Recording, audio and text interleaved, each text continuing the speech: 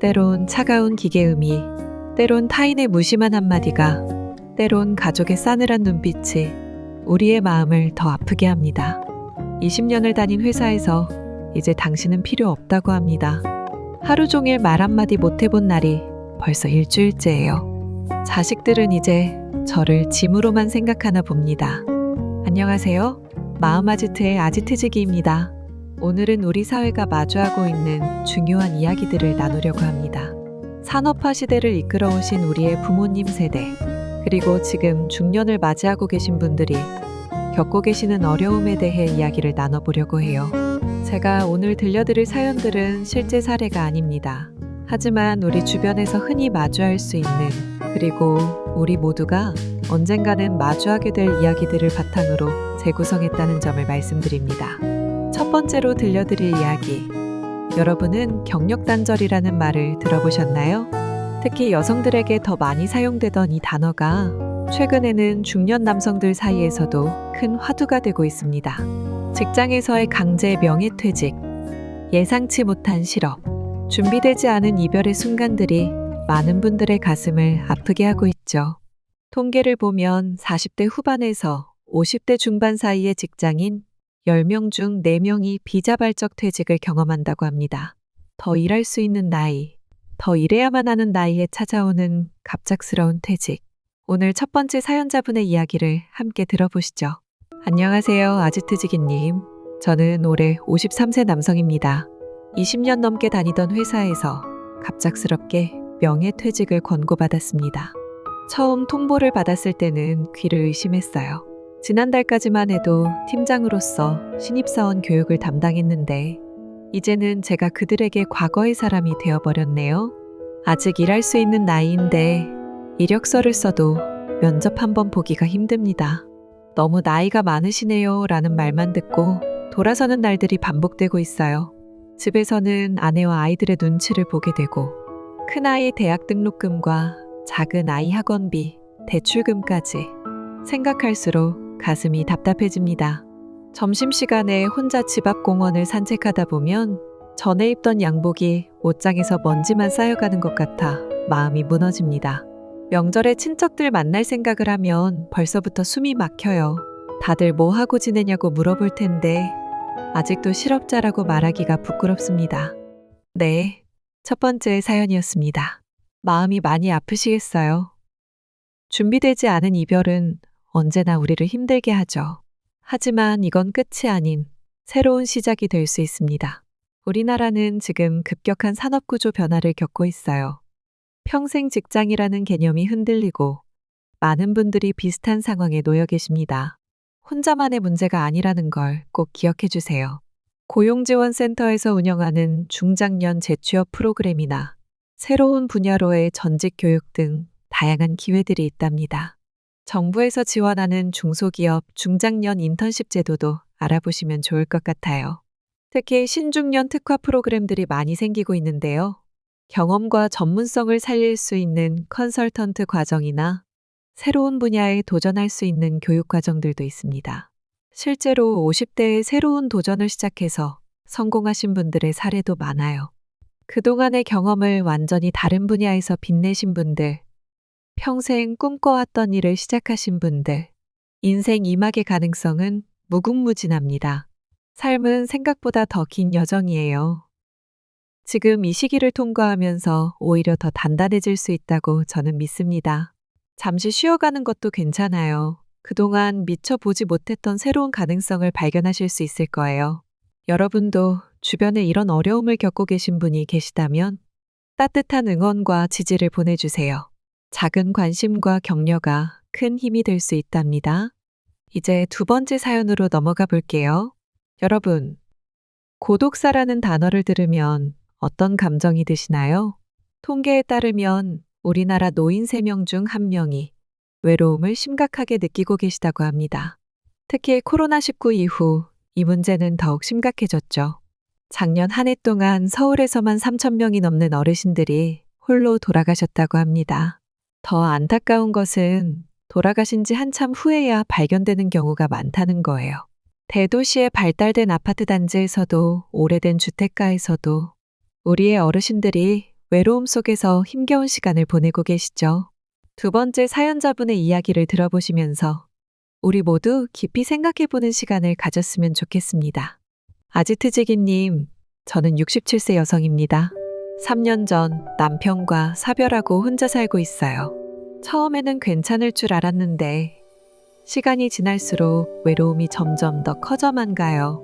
자식들은 다들 멀리 살고 일주일에 한 번 정도 통화하는 게 전부예요. 명절에도 각자 바빠서 오지 못할 때가 많네요. 아침에 일어나면 제일 먼저 하는 게 달력에 동그라미 치는 거예요. 또 하루가 지났구나 하면서요. 가끔은 일부러 마트에 가서 계산원분과 이야기를 나누곤 해요. 그게 그날 유일한 대화가 될 때도 있어요. 텔레비전 소리를 계속 틀어놓는 것도 혼자 있는 게 무서워서예요. 저녁 먹고 설거지할 때면 자꾸 눈물이 나요. 밥을 혼자 먹어서가 아니라 이 설거지가 끝나면 또 혼자만의 긴 시간이 시작된다는 게 두려워서요. 얼마 전에는 옆집 할머니가 돌아가신 지 일주일 만에 발견됐다는 소식을 들었어요. 나도 저렇게 되는 건 아닐까? 하는 생각에 밤잠을 설쳤답니다. 복지관에 한번 가볼까 했는데 처음 가는 곳이라 혼자서는 용기가 안 나더라고요. 이런 제가 한심하기도 하고 앞으로 어떻게 살아야 할지 막막합니다. 네, 두 번째 사연이었습니다. 많이 두렵고 외로우시죠? 하지만 혼자가 아니라는 걸 꼭 기억해 주세요. 용기 내어 말씀해 주신 이 이야기가 같은 고민을 하고 계신 많은 분들에게 위로가 될 것 같아요. 실제로 우리나라 65세 이상 어르신 중 혼자 사시는 분들이 34%나 된다고 해요. 그만큼 많은 분들이 비슷한 어려움을 겪고 계시다는 뜻이기도 합니다. 주민센터나 복지관에서 운영하는 노인정이나 동아리 활동에 참여해 보시는 건 어떨까요? 처음엔 낯설고 어색하시겠지만 같은 관심사를 가진 새로운 친구들도 만나실 수 있을 거예요. 요즘은 독거노인 생활관리사가 정기적으로 방문하는 서비스도 있고 말벗이 되어드리는 봉사자분들도 계세요. 스마트폰으로 다양한 취미 모임에 참여하실 수도 있어요. 같이 산책도 하고 식사도 하고 이야기도 나누는 그런 따뜻한 만남들이 기다리고 있답니다. 혹시 지금 이 방송을 듣고 계신 분들 중에 부모님이나 이웃 어르신이 떠오르신다면 오늘 저녁에는 잠시 시간을 내어 안부전화 한 통 해보시는 건 어떨까요? 짧은 대화 한마디가 누군가에겐 그날의 큰 위로가 될 수 있으니까요. 우리 모두는 서로를 필요로 하는 존재예요. 용기 내어 첫 발을 내딛어 보세요. 그 한 걸음이 새로운 인연과 만남으로 이어질 수 있답니다. 마지막 세 번째 사연을 소개해드리기 전에 가족이라는 단어가 주는 무게에 대해 생각해 보셨나요? 핵가족화가 진행되면서 가족 간의 갈등도 새로운 양상을 띠고 있습니다. 특히 부모 부양 문제를 둘러싼 형제자매 간의 갈등이 심각한 사회 문제로 대두되고 있는데요. 예전에는 당연하게 여겨지던 효의 가치관이 이제는 현실적인 문제들 앞에서 새로운 도전을 맞이하고 있습니다. 노인복지시설은 부족하고 간병비는 높고 자녀들의 경제적 부담은 늘어가고 그 속에서 우리의 부모님들은 깊은 고민을 안고 계시죠. 이런 현실적인 고민을 담은 마지막 사연을 들려드리겠습니다. 아지트지기님, 저는 71세 남성입니다. 치매 초기 진단을 받은 아내와 함께 살고 있어요. 문제는 자식들 간의 갈등입니다. 큰아들은 요양원에 모시자고 하고 작은 아들은 재산 문제로 큰아들과 다투고 딸은 제가 알아서 하라며 연락도 잘 안 받네요. 아내는 아직 대화도 되고 잘 걸어 다니는데 요양원에 보내자는 말을 들을 때마다 가슴이 미어집니다. 하지만 혼자서 아내를 돌보는 것도 점점 더 힘들어지고 있어요. 밤에 몇 번씩 깨고 가끔 이상한 행동을 할 때면 제가 어떻게 해야 할지 모르겠더라고요. 얼마 전에는 아내가 새벽에 집을 나가서 동네를 헤매고 다니다가 경찰서에서 연락이 왔어요. 그때부터 제가 잠도 제대로 못 자고 아내 옆에서 계속 지키고 있어요. 평생 자식들 잘 되라고 뒷바라지 했는데 이렇게 될 줄 알았다면 노후 준비를 더 해둘 걸 그랬나 봅니다. 자식들 얼굴 보기가 미안하고 아내 얼굴 보기가 미안하고 앞으로 어떻게 살아야 할지 막막합니다. 네, 세 번째 사연이었습니다. 가족 간의 갈등이 얼마나 마음 아프실지 이해합니다. 하지만 지금 가장 중요한 건 아내분의 건강이에요. 치매는 환자와 가족 모두에게 큰 시련이 되는 병이죠.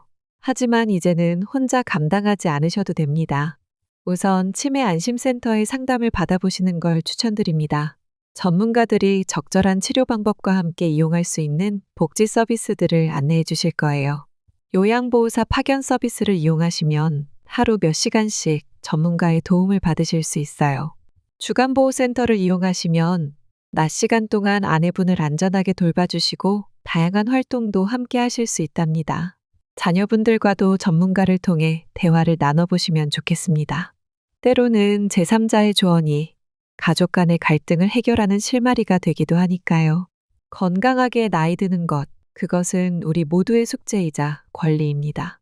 부모님의 행복한 노후를 위해 자녀분들도 곧 마음을 모아주실 거라 믿습니다.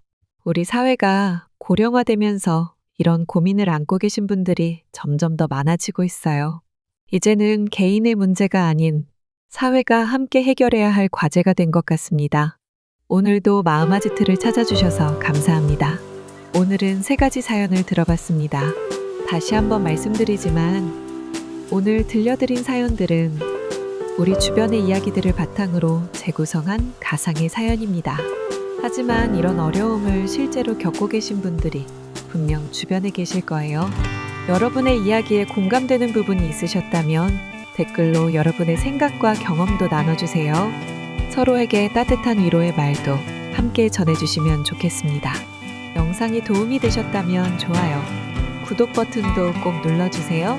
더 많은 분들이 이야기를 듣고 위로받으실 수 있도록 주변 분들과도 공유해 주시면 감사하겠습니다. 비록 오늘은 가상의 사연들로 구성해 보았지만 실제 여러분의 진솔한 이야기도 언제든 환영입니다.